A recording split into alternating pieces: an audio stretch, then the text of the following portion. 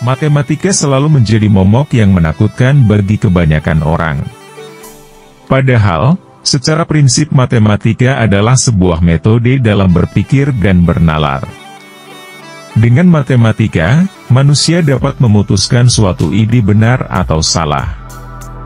Matematika juga digambarkan sebagai pelajaran tentang pola, yang merupakan sejenis keteraturan, baik dalam bentuk, maupun ide.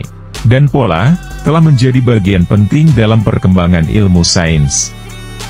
Kalau kita telisik dari zaman ke zaman, sepanjang sejarah peradaban manusia, matematika selalu menjadi bagian penting dalam munculnya prinsip-prinsip sains baru.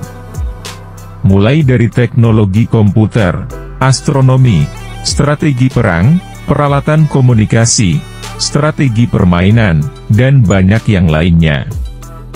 Matematika juga merupakan bagian dasar untuk pembentukan polanya. Sebagai ilmu yang selalu menjadi momok menakutkan di kalangan pelajar, matematika justru semakin menarik untuk dicari tahu asal-usulnya.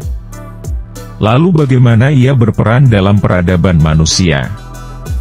Oleh karena itu, di video ini kita akan berkenalan dengan Al-Khawarizmi yang merupakan bapak matematika dunia, ilmuwan muslim penemu aljabar dan angka nol.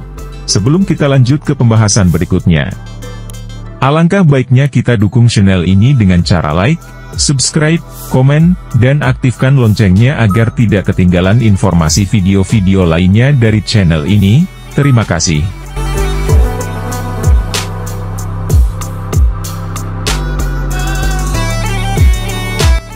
Tidak hanya itu, Al-Khawarizmi juga yang asal-usul serta kegunaan angka 1-9 dalam kitabnya yang berjudul The Book of Addition and Subtraction by the Method of Calculation of the Hindus. Al-Khawarizmi memiliki nama lengkap Abu Abdullah Muhammad Ibnu Musa Al-Khawarizmi.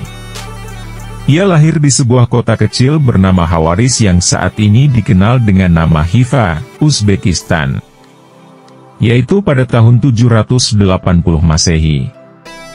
Namun, ilmuwan Barat dan Eropa lebih mengenal Al-Khawarizmi dengan nama algoritmus, atau algoritma.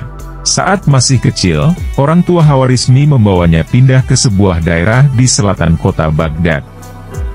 Di Baghdad inilah Al-Khawarizmi mulai semangat dalam menuntut ilmu. Hingga pada saat ia remaja, tepatnya di masa Khalifah Harun al-Rasyid, 786-809 Masehi, Al-Khawarizmi sudah diangkat menjadi anggota di Bait al-Hikmah yang disebut juga sebagai Wisma Kearifan atau House of Wisdom di kota Baghdad. Bait al-Hikmah adalah lembaga penerjemahan, pusat penelitian ilmu pengetahuan, juga sebagai perpustakaan besar yang didirikan oleh Khalifah Harun al-Rasyid. Tempat tersebut menjadi ruang berkumpulnya para ilmuwan. Setelah masa Khalifah al-Rasyid berakhir, dan digantikan oleh Khalifah al-Ma'mun, 813-833 Masehi, Baghdad terus menjadi pusat perdagangan, dan ilmu pengetahuan. Mewarisi kecintaan pada ilmu pengetahuan, Khalifah al-Ma'mun sadar bahwa ilmu pengetahuan adalah kunci peradaban. Sejak pertama kali diangkat menjadi anggota di Bait al-Hikmah, Al-Khawarizmi bekerja sebagai ilmuwan.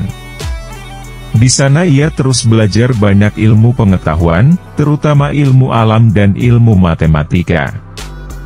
Semasa hidupnya, Al-Khawarizmi terus mengabdi dalam bidang pendidikan dan juga riset keilmuan. Hal itu membuatnya sangat terbuka pada sumber-sumber ilmu pengetahuan dari manapun, baik itu Yunani, India, bahkan Romawi. Kecintaan Al-Khawarizmi pada pengetahuan, mendorongnya untuk mempelajari bahasa Sanskerta dan juga bahasa Yunani. Setelah mahir dan menguasai bahasa-bahasa itu, Al-Khawarizmi kemudian mulai menerjemahkan beberapa buku. Seperti buku India berjudul Siddhanta yang berisi ilmu astronomi, ia terjemahkan ke bahasa Arab. Kemudian buku berisi ilmu geografi yang ditulis Ptolemeus, seorang ilmuwan Yunani pun berhasil ia terjemahkan. Karena kemampuannya dalam menerjemahkan buku-buku tersebut, membuat pengetahuan dan pemikiran Al-Khawarizmi dalam bidang sains semakin cemerlang.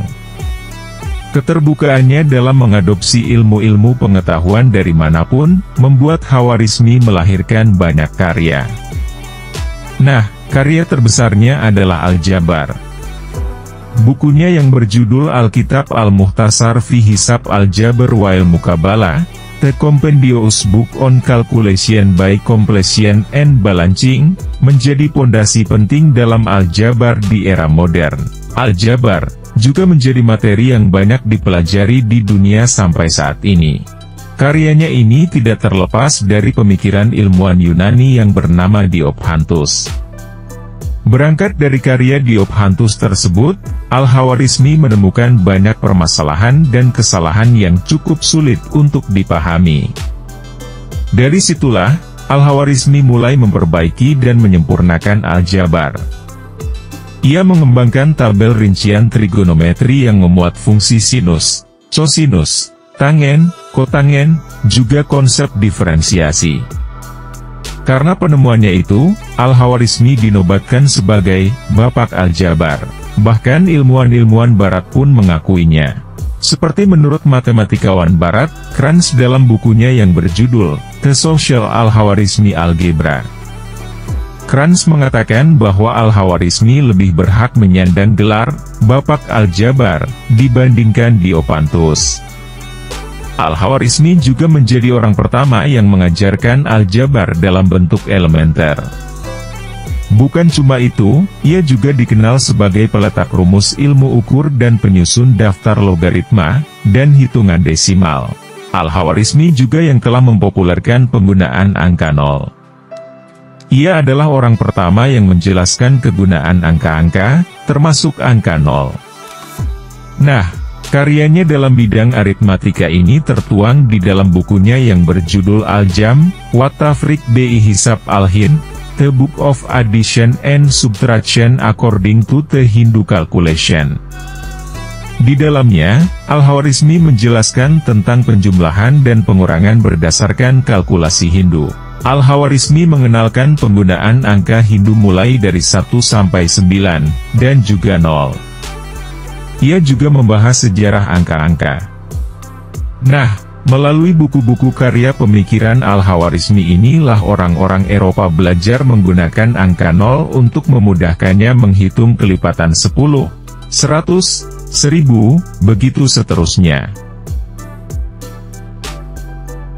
Bukan hanya Al-Jabar, Khawarizmi juga mengenalkan konsep algoritma, yang pengaruhnya sangat besar bagi perkembangan teknologi hari ini.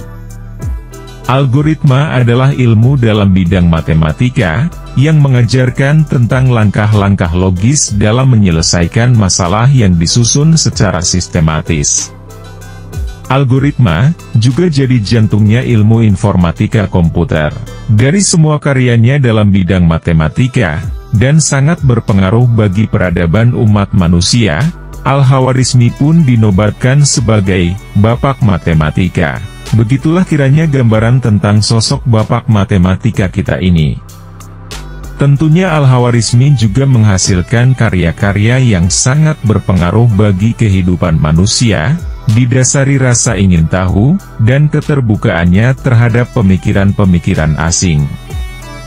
Selain itu, kepemimpinan Khalifah Harun al-Rasyid sampai Al-Ma'mun yang mencintai ilmu pengetahuan, membuat Al-Khawarizmi bisa terus mengembangkan pemikirannya. Nah, apakah kamu adalah Al-Khawarizmi selanjutnya? Teruslah belajar, dengan teknologi yang membuat waktu belajar menjadi lebih efektif. Kamu jadi bisa terus mengasah pengetahuan kamu. Jadi, kita bisa belajar banyak dari semangat dan kegigihan Al-Khawarizmi, sang penemu matematika dalam memperdalam pengetahuannya. Jangan lupa like, comment, and subscribe dan aktifkan loncengnya agar tidak ketinggalan video-video dari saya. Wassalamualaikum warahmatullahi wabarakatuh.